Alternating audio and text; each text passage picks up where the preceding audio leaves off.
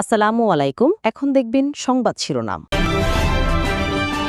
তেলের জন্য পাম্পে পাম্পে ঘুরে নাজেহাল চালক মালিকরা। সিরিয়ালের চাপে আশপাশের এলাকায় তৈরি হচ্ছে তীব্র যানজট। যুক্তরাষ্ট্রের অবরোধের পর আরও ঘোলাটে হরমুজ সংকট। ইরান সংশ্লিষ্ট ৮ জাহাজ ফিরিয়ে দেওয়ার দাবি। যুদ্ধবিরতি আরও ১.৫ মাস বাড়ানোর প্রস্তাব পাকিস্তানের। ৬ মাসের মধ্যে হেলথ কার্ডের আওতায় আসছে ৫ জেলা। সংসদে জানালেন প্রধানমন্ত্রী। শুরু হচ্ছে ৫ বছর মেয়াদী প্রাথমিক শিক্ষা উন্নয়ন কর্মসূচিও। হামে শিশু মৃত্যু থামছেই না। ল্যাব না থাকায় চট্টগ্রাম থেকে নমুনা পাঠাতে হচ্ছে ঢাকায়। ৪ সিটি ও ৪০ উপজেলায় চলছে টিকাদান কর্মসূচি। রাজধানীর টিকিট কাউন্টার উচ্ছেদে উল্টো ভোগান্তি। টার্মিনালের ধারণ ক্ষমতা ও আধুনিকায়ন ছাড়া সংকট কাটবে না, দাবি পরিবহন মালিকদের। বাংলাদেশি সহ ৫ লাখ অভিবাসীকে বৈধতা দিচ্ছে স্পেন। কাগজপত্র ছাড়াই ১ বছর বসবাস ও কাজের অনুমতি পাবেন প্রবাসীরা। থাকছে স্থায়ী হওয়ার সুযোগ। এতক্ষণ শুনছিলেন সংবাদ শিরোনাম, এখন দেখবেন বিস্তারিত। মধ্যপ্রাচ্যের চলমান সংঘাতকে কেন্দ্র করে রাজধানীতে জ্বালানি তেলের সংকট আরও প্রকট হয়ে উঠছে। বিশেষ করে পহেলা বৈশাখের ছুটির পর আজ পরিস্থিতি আরও তীব্র আকার ধারণ করেছে। গতকাল পহেলা বৈশাখ উপলক্ষে ডিপোগুলোতে একদিনের জন্য তেল সরবরাহ বন্ধ ছিল, যার ফলে চাহিদা অনুযায়ী জ্বালানি না পাওয়ায় আজ সকাল পর্যন্ত রাজধানীর অধিকাংশ পাম্পে জ্বালানি তেল নেই। সংশ্লিষ্টরা জানিয়েছেন সকাল 8:30 থেকে আবারও ডিপো থেকে তেল সরবরাহ শুরু হয়েছে, যা পাম্পে পৌঁছাতে দুপুর হতে পারে। আর পরিস্থিতি পুরোপুরি স্বাভাবিক হতে বিকেলও গড়াতে পারে। এদিকে তেল না থাকায় অনেক পাম্পে দীর্ঘ লাইনে অপেক্ষা করছেন গাড়ি চালকরা। পরিস্থিতি সামাল দিতে পাম্পগুলো থেকে গ্রাহকদের নির্ধারিত সময় জানিয়ে দেওয়া হচ্ছে। কাজকর্ম তো কিছু থাকে, কাজকর্ম কখন করব, তেল কখন নিব বলেন, যে অবস্থা কিছু আছে ভাই ব্যবসায়ী, ওরা প্রতিদিন আসে ভাই, প্রতিদিন এসে তেল নিয়ে যায়। সবাই যদি সিরিয়াল ভাবে তেল দিতে আসে, তাহলে সিরিয়াল ভাবে যদি তেল নিই, তাহলে আমরা তেলগুলো ভালোভাবে পাবো। তেলের পাম্পে যে এত বড় একটা লাইন, সেই লাইনের ক্ষেত্রে এই জ্যামগুলো বেঁধে রয়েছে। যেখানে যে পেট্রোল পাম্প আছে ওখানেই যে জ্যাম, প্রচুর জ্যাম। হরমুজ প্রণালী সহ আশপাশের সমুদ্র সীমায় পূর্ণ নিয়ন্ত্রণ প্রতিষ্ঠার দাবি করছে যুক্তরাষ্ট্র। ২৪ ঘন্টায় ৮টি তেলবাহী জাহাজের গতিপথ পাল্টে দেওয়ার কথা জানিয়েছেন মার্কিন সেন্ট্রাল কমান্ড সেন্টকম। আর এর মধ্যে রয়েছে চীনের নিষেধাজ্ঞাপ্রাপ্ত একটি ট্যাঙ্কারও। এমন পরিস্থিতিতে হরমুজ দিয়ে নিরাপদ পারাপারে যুদ্ধোত্তর একটি পরিকল্পনা করছে ইউরোপীয় দেশগুলো, কিন্তু এই উদ্যোগে যুক্তরাষ্ট্রকে তারা সাথে রাখবে না। বিশ্বের অন্যতম গুরুত্বপূর্ণ জলপথ হরমুজ প্রণালী ঘিরে যুক্তরাষ্ট্রের সেন্ট্রাল কমান্ডের কঠোর নজরদারি টহল দিচ্ছে মার্কিন নৌবাহিনীর মোতায়েনকৃত গাইডেড মিসাইল ডেস্ট্রয়ার। সেন্টকমের দাবি, অবরোধ কার্যকরের ৩৬ ঘন্টার মধ্যেই ইরানের সমুদ্রপথে বাণিজ্য পুরোপুরি বন্ধ হয়ে গেছে। মঙ্গলবার যুক্তরাষ্ট্রের অবরোধের মুখে ইউটার্ন নেয় চীনা মালিকানাধীন নিষেধাজ্ঞাপ্রাপ্ত ট্যাঙ্কার রিচ স্ট্যারি। ওমান উপসাগরের চাবাহার বন্দর থেকে রওনা দেওয়া 2টি তেলবাহী জাহাজকেও ফিরিয়ে দেয়া হয়। মঙ্গলবার অন্তত 8টি জাহাজ এই পথে প্রবেশ করলেও অতিক্রম করতে পারেনি।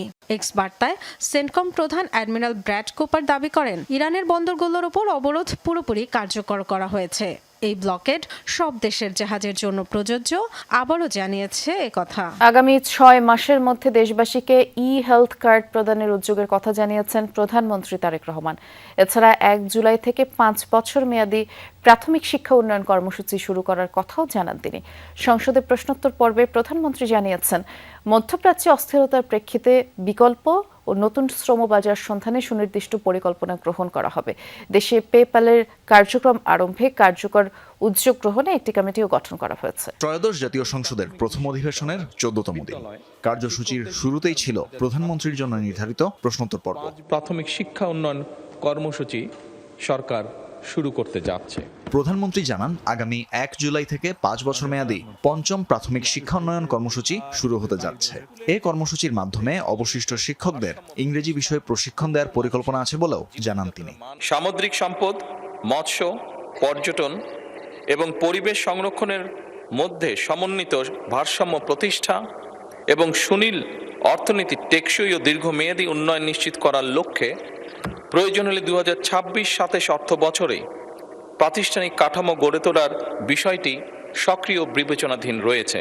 হামের উপসর্গ নিয়ে শরীয়তপুর সদর হাসপাতাল ও সিলেট ওসমানী মেডিকেলে আরও 2 শিশুর মৃত্যু হয়েছে, নিয়ে সিলেটে 4 জনের প্রাণ গেল। 24 ঘন্টায় রাজশাহী মেডিকেল কলেজ হাসপাতালে নতুন করে রোগী ভর্তি হয়েছে 24 জন, আর চিকিৎসা শেষে বাড়ি ফিরেছে 14 জন। উপসর্গ নিয়ে হাসপাতালটিতে বর্তমানে 164 জন চিকিৎসাধীন। রাজশাহী বিভাগ ছাড়াও ময়মনসিংহ, বরিশাল, চট্টগ্রাম, সিলেট, খুলনা বিভাগে হাম আক্রান্তের সংখ্যা বাড়ছে। কোথাও কোথাও হাসপাতালে ওয়ার্ডের বাইরে রেখেও চিকিৎসা দেওয়া হচ্ছে রোগীদের, এতে করে সংক্রমণের ঝুঁকিও বাড়ছে। হামের প্রকোপ না কমায় অভিভাবকদের মাঝে উদ্বেগ বাড়ছে।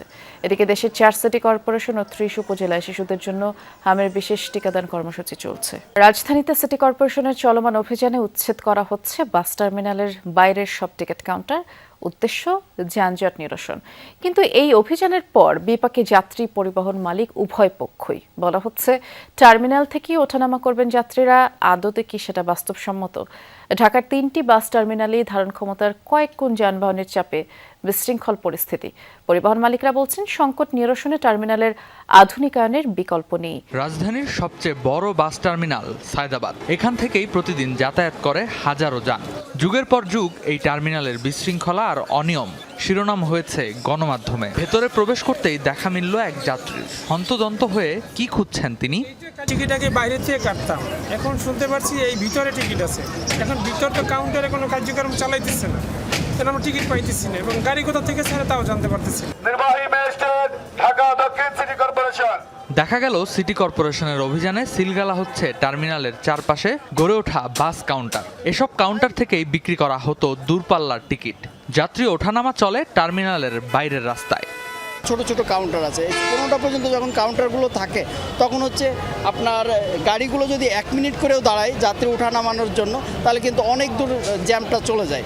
এই জ্যাম কমানোর জন্য আমাদের এই উদ্যোগটা। কঠোর অভিবাসন নীতির দিকে ঝুঁকছে যখন ইউরোপ, আমেরিকার মতো উন্নত দেশগুলো, তখন উল্টো পথে স্পেন। ঐতিহাসিক এক সিদ্ধান্তে 5 লাখের বেশি অবৈধ অভিবাসীকে বৈধতা দেওয়ার ঘোষণা দিয়েছে দেশটি। স্থানীয় সময় বৃহস্পতিবার থেকে এই কার্যক্রম শুরু হবে, যাতে প্রাথমিকভাবে 1 বছরের জন্য বসবাস ও কাজের অনুমতি পাবে কাগজপত্রবিহীন বিদেশি নাগরিকরা। পরে স্থায়ী হওয়ার সুযোগও দেওয়া হবে। স্পেন সরকারের এই সিদ্ধান্তে ব্যাপক উচ্ছ্বসিত দেশটিতে বসবাসরত বাংলাদেশিরা। কমিউনিটিগুলো থেকে রীতিমতো আনন্দ মিছিল বের করা হয়েছে। বাংলাদেশিদের উল্লাসের এই দৃশ্য স্পেনের বার্সেলোনার। সরকারের পক্ষ থেকে অবৈধ অভিবাসীদের বৈধতা দেওয়ার ঘোষণায় সড়কে নেমে আনন্দ মিছিল করেন উচ্ছ্বসিত বাংলাদেশিরা। সাম্প্রতিক বছরগুলোতে দেখা গেছে অভিবাসীদের বিরুদ্ধে কঠোর অবস্থান ইউরোপীয় দেশগুলোর। এর মধ্যেই স্রোতের বিপরীতে দাঁড়িয়ে নজিরবিহীন পদক্ষেপ নিয়েছে স্পেন।